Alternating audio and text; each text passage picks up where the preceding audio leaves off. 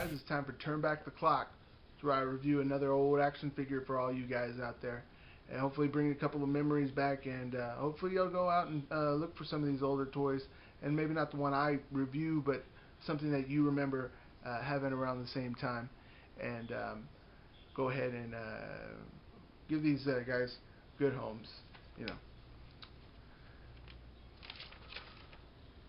Alright, on today's Turn Back the Clock, we have the one, the only, Corporal Kirshner. Now, Corporal Kirshner was one of the stars of wrestling in the 80s. He was a military type guy, obviously by his beret and army type outfit that he wore. And he wore a lot of that stuff to the ring, did a lot of USA type, gimmicky type stuff. This figure was, these figures were produced by LJN for the WWF at the time, World Wrestling Federation. And these were produced in 1986. This one was produced in 1986.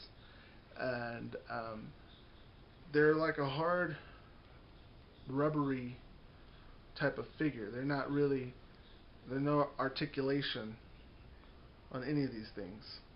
But I think all in all, this is from Series 3.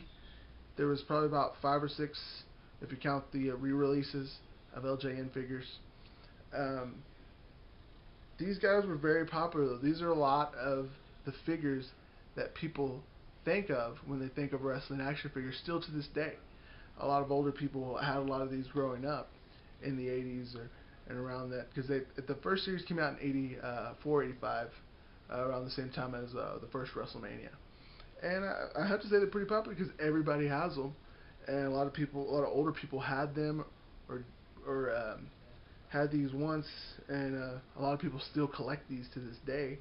I have a couple of other ones. Also have JYD and the Iron Sheik, and even in if you look in the Hangover 2 movie, you can see a couple of these guys. I think there's like the whole collection. These guys in one of the characters' bedrooms that you can see in there. But as for Corporal Kirshner, there was 3 versions released.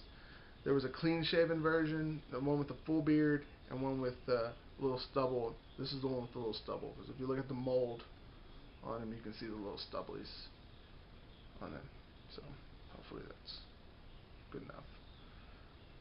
But at the same time that these big, huge Mungo guys came out, there was also the AWA was, before these, they were producing action figures too, under the Remco line.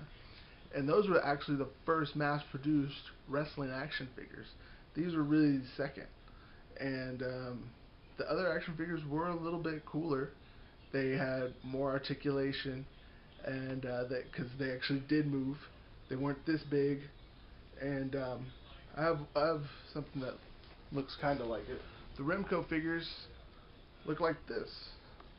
This was in 1985, and you had guys that looked like this that actually moved, very similar to this, and or this huge bulky mess. I mean, I'm really surprised that these didn't catch on a lot sooner than later, and we had to deal with these guys and these guys, and if you try to wrestle, and it's kind of hard to do a camel clutch when his legs don't move.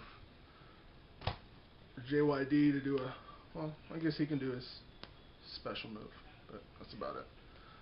But either way, Corporal Kirshner, the LJN action figures, I still give them probably about an 8 on the awesome scale, because they did do a lot for the WWE. They did add to their fame at the time, and help really elevate pro wrestling to that next level, so it was a household name, and guys like even Corporal Kirshner got their justice.